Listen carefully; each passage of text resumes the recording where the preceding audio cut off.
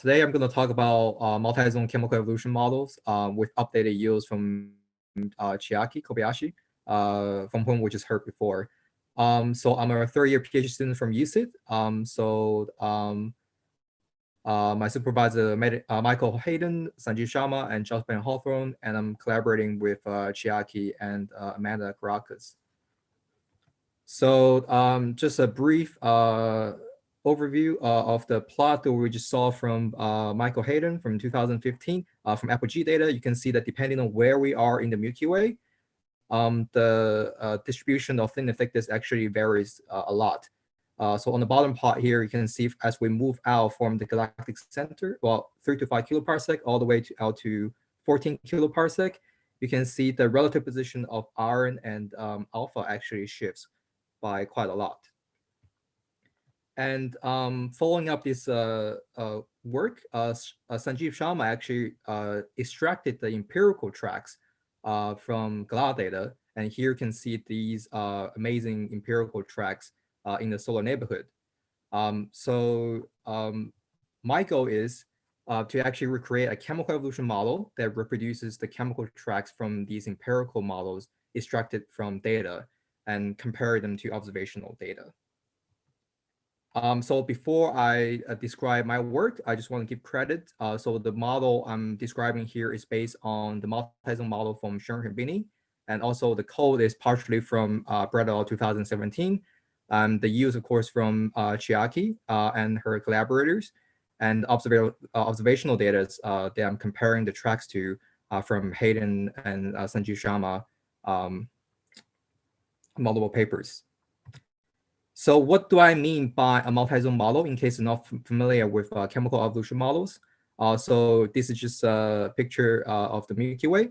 So actually dividing the Milky Way into a 1D model. So you can see each radial zone is represented by a box over here. And each box, we're going to have a stellar component and gas. And we're also going to have IgM inflow to feed gas to sustain star formation in each radius. And to advance this model, we can actually have stellar migration and radial inflow to mix gas and stars from different zones. And in that case, we can actually have quite significant exchange between different zones. So for this talk, I'm just trying to answer 3 questions. So how does the model work? And what chemical tracks does it predict? And how do the tracks we get compare to Galactic DR3 data? So like any simulation, the first thing we need to do is to actually set up the model. So we're going to set up the initial conditions. So for each radial zone, we're going to have a warm gas and cold gas. And we're going to give it some initial mass over here and some initial gas composition. And the density of the zones actually set by this exponential profile over here, set by a scale length for 3.5 kiloparsec. So the model I'm presenting here, the scale length does not actually change, but it's easily changeable to implement inside our growth. So once we settle the model, in the beginning, we're going to have inflow onto warm gas and also on the cold gas. And the radial inflow will carry the cold gas from the outskirts of the galaxy. And of course, warm gas over time will cool and feed into the cold gas. And the cold gas will be used for star formation. And the amount of stars being formed is determined by Koenig-Schmidt law. And the number of stars for each mass spin is determined by the initial mass function. And we're going to have stars over here. And of course, the ages of the stars are determined by the isochrone. And once I have stars, of course, stars will evolve and they will explode as supernovae or AGB, depending on their progenitor mass and metallicity, and also how efficient they are converting white dwarfs into type 1a supernovae. And from that, we're going to have yields. And the majority of the yields are going to go to warm gas, and then it's going to be cooled and feed into cold gas. And there's a tiny portion, about 1% of this newly generated metal is going to go into cold gas. So now we've completed a full loop of our model over here. So other than updated yields, there's something else we know more about now compared to 2009. that is the radial inflow of gas. So what I'm showing here is actually a paper that came out just a month ago on the gas flow, the radial gas flow of Fire 2 cosmological simulation. So you can see here from this upper plot here, the x-axis shows the radius, and then the y-axis shows the mass flux. So you can see here in the inner zones of the galaxy, so all of these galaxies are Milky Way, similar to Milky Way galaxies. So you can see the inner zone, you have gas flowing out and gas flowing in, and they achieve this net inflow overall. And on the bottom here, you can see this is a nice visualization of the gas flow for these four Milky Way analogs. You can see some of the gas is flowing in, some of the gas is flowing out. So from that, we can actually extract this profile of gas flow at different radius. And from this, I actually implemented a brand new scheme of gas inflow over the Milky Way. And you can see that our net flow actually matches the simulation data, at least for two of the galaxies, quite well. And one of the key things we learned over here is that the majority of pristine gas joining the Milky Way is actually dumped on the outskirts of the Milky Way, and then is carried inwards by this radial flow. So how does it actually look? So what I'm showing here now is just the evolution of metallicity over time. So the y-axis here shows you metallicity, and then the x-axis here shows you age, and the arrow here just reminds you which way the chemical evolution works. So over here, we started about 12 gigayears ago, and we started at very metal poor, so pristine gas. I can see early on, we're actually mixing the gas, and after about 200 million years, this forms, and then all the zones start to separate. And you can see like the inner zones will climb very fast, and then it stabilizes, and then the outer zones basically stay flat. We can also track this trend for specific elements, showing an alpha element. I can see over time, it starts high, then you can see it just stabilizes around 0. And unfortunately, based on this model, we're on high alpha stars. So another thing we can do is that actually track the over time. So here I'm just showing the classical alpha over iron plot over here. So different colors just represent different radial zones.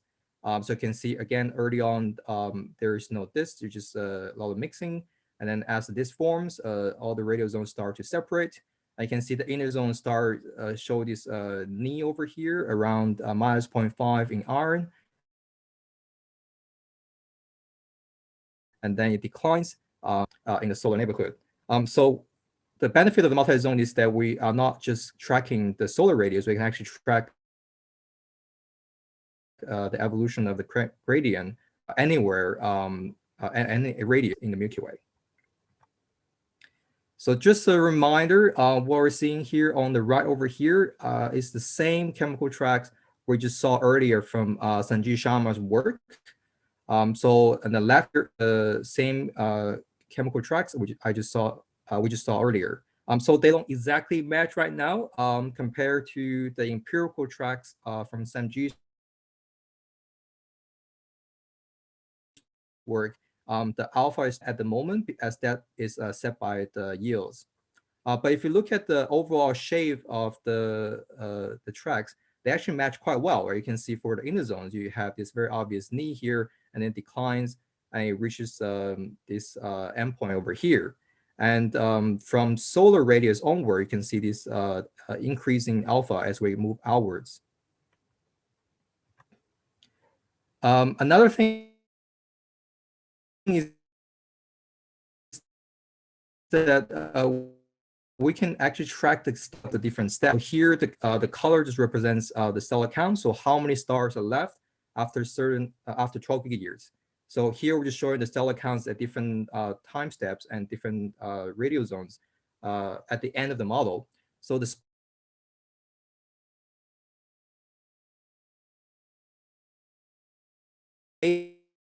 spacing within each pair of 450 million years, where up here, and then very quickly, it very quickly transforms through this intermediate zone.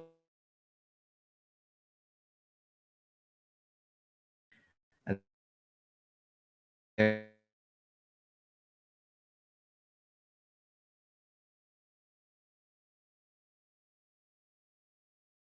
it just stabilizes on the bottom. You can fix. So in our model, there are actually quite a number of parameters we could tweak. So here I'm just showing what tweaking different parameters can do to the model. So here, if we lower the star formation rate, you can see the spacing between the tracks actually is reduced, and the metallicity of the model overall is reduced as well.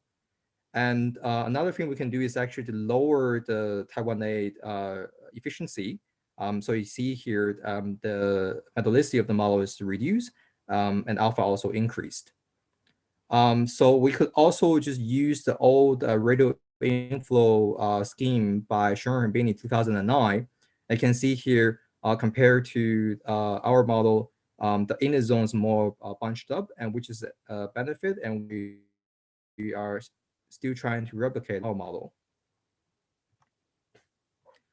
So how do the tracks actually compare to Galactic 3, which is the last part of my talk over here? You can see here, it matches the data actually quite well. So just a reminder here, this orange zone just below solar is the solar radius. You can see here the endpoint here matches the track, data and the track matches quite well. And the high alpha here, you can see that it perfectly overlaps with the tracks from the inner zones.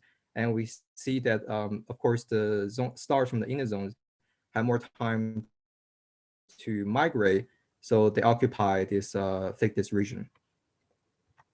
So the take-home message here is that we now have a chemical evolution model that can explain alpha over Rn at various radii in the Milky Way. And from there, I will take questions and feedback. Thank you.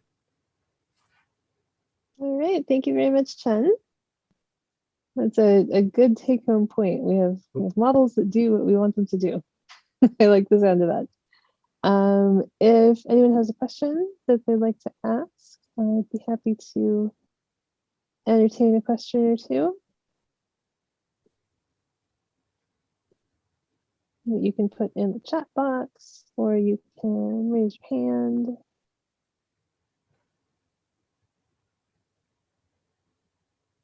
Well, okay. So I was curious when you were talking with comparison to the data.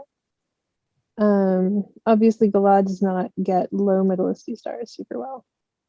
And this is partly that we're looking very locally, and partly the limitations of the wavelength ranges that we have. It would be useful to see this plot with some kind of like selection function overlay to say, you know, we predict these, yes, and the blue lines, but we don't see those stars for a reason. Sorry, Jen?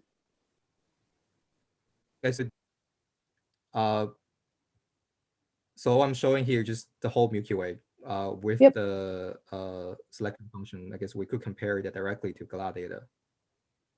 Oh, gotcha. Okay.